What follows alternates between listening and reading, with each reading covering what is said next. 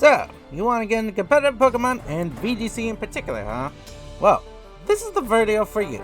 At least when it comes to, just learning how to get into competitive Pokemon battles. Let me clarify. This is an intro-level guide to competitive VGC team building. Not an advanced tutorial for how to reach Master Ball with the most used Pokemon or strategies. We're just getting our feet wet, dipping our toes, as it were, into the ocean that is competitive Pokemon battles.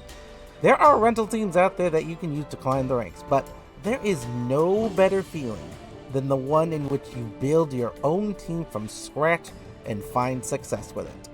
As such, what's found in this video will probably be such baby level, beginner level, intro level knowledge that most advanced players will skimp over it and ignore it completely.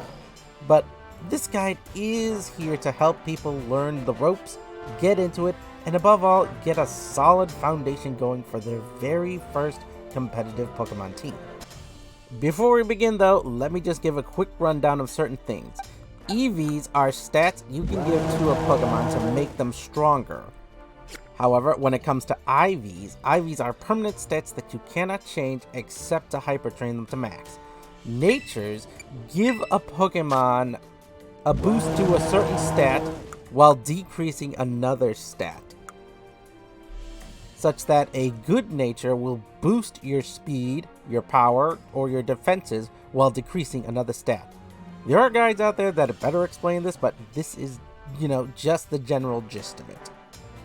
With that said, now let's get into it. Yo, me, roll the intro. Is there more to us than the words we say, the games we play? Can we know that we're not dreaming? So, the first step, our very first step to getting into competitive Pokemon and getting a competitive team going, is going to be putting together a team. I'm putting together a team. We're in. Yep, that is exactly how it sounded in my head. But in any case, the thought process for our first team should be, what kind of team do I want to build? And this is probably the most important question, because everyone is different. Everyone has a different playstyle. Even two people who use similar teams will think differently in how they want to fight. So ask yourself first, what kind of team do you want to build? For this example, I will use the 3 steps to team building that I use when it comes to building my very first teams every single time I start a new season.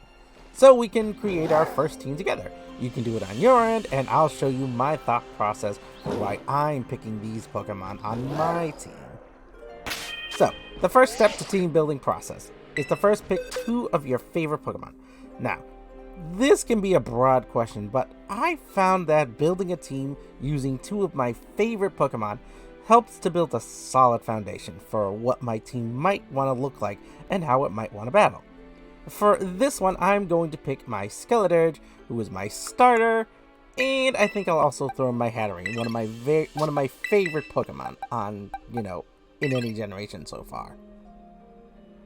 Now, these 2 might not look like they share much, but both of them are on the slow side, so just going on that alone, this team looks like a potential Trick Room team. And that, just so you know, that's a team where you set up Trick Room to reverse the speed tiers for Pokemon in battle. So slow Pokemon move fast, and fast Pokemon move slow. It's a good foundation, but 2 Pokemon alone don't make a great team. In fact, they don't make any kind of team for VGC, so we need 2 more. This is where I'm going to suggest to you a website called Pikalytics. Pikalytics is a website where you can view the pick rates and percentage usage of Pokemon currently being used in the rankings at the time, and sometimes it does show you what items, natures, abilities, and moves they run. For now, I'm going to suggest that for our next 2 team members, you should pick 2 Pokemon who are being used above 10% of the time, as these are often used for mostly their reliability and their versatility. For this, we'll pick Sylveon and Hydreigon for our team. Now, I'll explain why I'm using these 2 later on, but for now, that's going to be step 2 of our 3-step program complete. And please ignore the fact that I'm using Iron Jagulus to represent the fact that I am using You know, I'm trying to add a Hydreigon to the team. I don't have a Hydreigon, you know, in my game. So for now, Iron Jugulus is just going to be discount, you know, he's going to just represent Hydreigon. Just ignore it, alright? Just ignore it, okay? Moving on already. Alright, our team now is looking pretty good. We got some powerful team members, but now we need 2 more to fill up the roster. And this is where we're going to look for support Pokemon and all-rounders to help us tidy up and fix up some issues we might need to cover. Since our team is mostly leaning toward the Trick Room, we're going to add a Pokemon who can reliably set it up without being KO'd every time, and a Pokemon who can give us some coverage for when we need it. For this example, I am going to add a Farigiraf and a Tinkaton to my team. Now, I will explain why I'm doing this in a bit, but for now, we're just going to add them to the team. Bet you didn't notice I was constantly changing locations, huh? Yeah, bet you didn't notice that. Probably took me telling you that to make you realize I was doing that. Alright, Tinkaton is on the team because she naturally gets access to moves like Fake Out, Play Rough, and Gigaton Hammer. These are great moves that can work for basically any team. Her Fake Out being among the highest priority moves in the game makes it so that she can stop certain Pokemon from moving simply by, you know, faking them out and causing them to flinch or forcing them to protect. At the same time, her ability Own Tempo and her decent but average set of offensive stats, as well as her good speed, makes it so that she can get some work done. Now, when it comes to the Farigiraf, on the other hand, Farigiraf's very high HP makes it so that even though her offensive stats are not the best, but are still actually very good at 110, I believe, this makes it so that she is a very reliable Pokemon, very bulky Pokemon.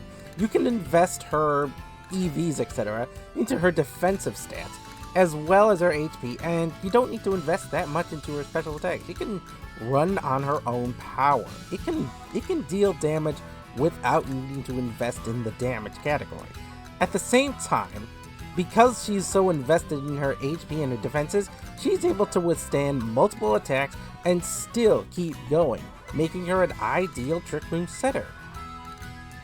Also, finally, as an added bonus, Armor Tail, Farigiraf's signature ability, acts as a protective barrier against priority moves until they get rid of the Farigiraf on your team, or you switch it out. They can't use any priority moves against you. Heck, even Priority Perish Song doesn't work on your team. It will fail every time. Now, what about the rest of our team members? Well, if we go look at our Sylveon here, Sylveon, may not have the best stats when it comes to a great defensive attack or attack nature, an attack stat, and its speed may not be the best. It may be on the slower end of the spectrum, but its power is undeniable, and its HP and its special defense stat makes up for these flaws on top of its signature ability, Pixelate. When this Pokemon starts screaming with Hyper Voice, all Pokemon will feel its power, and if you Terrestrialize it, you can remove any weaknesses it has and give it a Terra Blast to lay the hurt on people who don't understand the power of the pink. Or blue, if your Sylveon is shiny. Turning our eyes towards Hydreigon, it being a Dark and Dragon type means it will suffer against Fairy-type Pokemon, but what it can do is double as both a support Pokemon and an offensive powerhouse, with access to moves like Tailwind to boost the speed of its trainer's Pokemon, while unleashing powerful attacks like Heat Wave, Draco Meteor, or Dark Pulse. Also, being a Pseudo-Legend, that's a Pokemon with a base 600 stat pool, just in case you were wondering, makes it so that you can reliably rely on this Pokemon. It is a good Pokemon for any and all situations you may find yourself in. Alright, now it's time to talk about our last two Pokemon, Skeledirge and Hatterene. Skeledirge and Hatterene are basic powerhouses. That is their basic MO. When it comes to powerhouses, you don't get much better off then a Skeledirge, and a Hatterene. We'll talk about Skeledirge first. Skeledirge's ability, Unawares, makes it so that if your opponent buffs himself up, you know, he sets up like bulk ups, he's going for swords dances, makes his Garchomp really scary looking, this Pokemon will, he's just not gonna care. Like, Skeledirge, no matter how big their stats get, those stats will do nothing. They will be neutralized simply because of Unaware. And instead, it will hit the Skeledirge for the basic damage as if it had not been buffed at all. This is why Clefable was such a menace back in the day. Being able to just tell your opponent's stats no without needing to do anything is a powerful ability. And the fact that Torch Song will only make Skeledirge stronger and hit harder the more times it's used makes Skeledirge a threat to be respected in the long haul.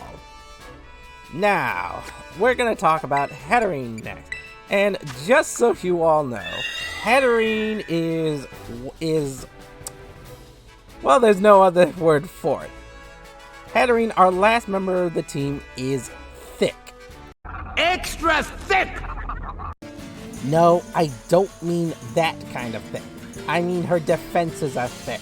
She has great defenses and an even greater offensive power, but her health and speed are extremely lacking. So, to compensate, she needs to be in the Trick Room in order to operate at her best. She won't last long with her low HP, but her defenses make it so that without needing to invest in them, you can focus on her HP and her special attack, and this will allow her to deal the damage that will make your opponent cry if you can get that Trick Room up. With the Trick Room up, she will do all the damage you need her to. Alright, so this is our first VGC team. It's not the greatest and it's probably not the most optimal, but this is where the guide tells you how to improve yourself and the team as a whole. The first thing is to do some basic EV grinding. If you watch one of my previous videos where I explain where to EV train, you can focus on a 252-252 spread for all of your Pokemon in their desired categories and stats. Sweepers, for example, focus on the speed and the attack depending on the attack type. Special defenses, you know, with the Pokemon who are going for like offensive buffs but focusing on HP if they're focusing in Trick Room and not investing into their speed or other defensive stats. And, you know, defensive stats, offensive stats for bulky Pokemon, you know, with HP, attack, etc. for those that need it. These are not the best spreads. I'm going to tell you right now, these are not the best spreads for every Pokemon out there, except maybe besides Sweepers, and maybe for highly specialized Pokemon such as Hatterene here. But remember, this is your first VGC team. Don't worry about making the team perfect. Just make the team and get it ready. Those are more advanced spreads. For example, I'm going to bring up my Skeledirge here, just so you can see as an example. Okay, this kind of EV spread, this is way more advanced, you know, spread than what you will be using, what you will be used to. These kinds of spreads are used by advanced trainers to help deal with certain threats, to help Pokemon survive certain threats, etc. And these are used by people with way more experience than you. Heck, there are people way more experienced than me, and they use these way more often. This is like my first time using this kind of a spread, and yet I'm still in like top 4,000. So just goes to show you, experience doesn't always mean you need to use this kind of a spread. But in any case, as I said, these are highly specialized EV spreads, and you, sir, yes, you, the viewer, are just starting out if you're watching this. So don't focus too much on them until you're experienced yourself. Focus on simple spreads like this for your very first VGC team. Focus on giving moves that can benefit the team and each team member's playstyle. Don't try to give physical attacking moves to special attackers and vice versa. Focus on your Pokemon's individual strengths and then expand on them. Then, give them moves to cover their weaknesses, give them items to help them out as well. That's also important. You know, go and give that Go give that Hydreigon a focus sash so he doesn't die in one shot. Give the Sylveon the throat spray so that when it uses its hyper voice, it gains an attack stat boost. Go and give the Skeledirge leftovers so it can survive longer. Give the Hatterene that Life Orb to deal extra damage. And hey, you know what? Tinkaton could use an Assault Vest, you know? Nothing wrong with an Assault Vest if the Pokemon is going to be using only offensive moves and you want to use different moves and not a choice item. And you know what? While we're at it, let's give our Farigiraf a berry. Or even a mental herb to make sure it can survive and get the Trick Room off. Or, you know, just survive in general so it gets the Trick Room off as well. Now, once your team is ready, just go in there. You know, just get into rank, get in there, and start battling. And don't worry if you lose a lot. Everyone loses. That is one thing you will have to accept. Everybody loses. Heck, I have lost a lot more matches than you realize that I show off on, you know, my YouTube channel or even on stream. Just focus on battling. Just focus on learning, gaining the experience, understand your team and how it wants to fight. It may take a few battles, maybe 10 or 20 or even more, but eventually your team will learn how it wants to fight, and soon it will be like riding a bicycle and you'll just be knocking out players left, right, and center. Now, occasionally you might find yourself looking at your team and ramming into a brick wall, not able to do anything, losing constantly.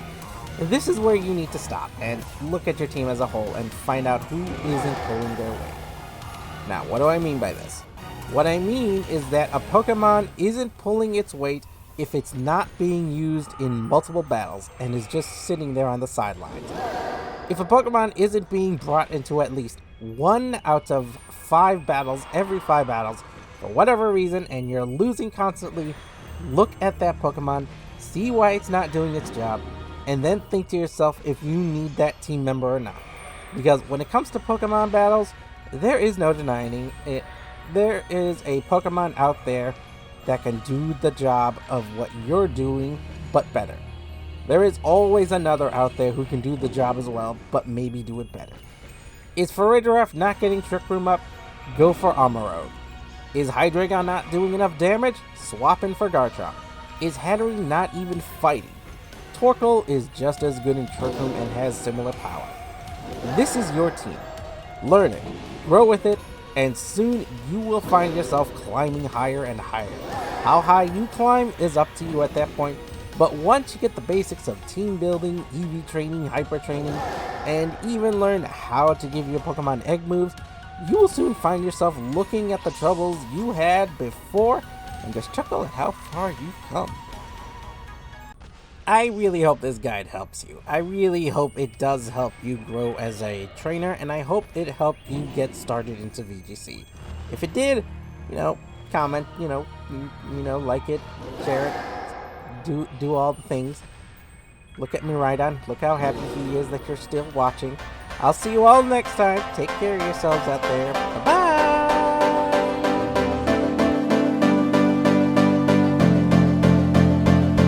When you've reached the point where you can't go on, just come to me, you'll be safe from harm. If you trust in me, then I'll trust in you. There's nothing more that I need to do.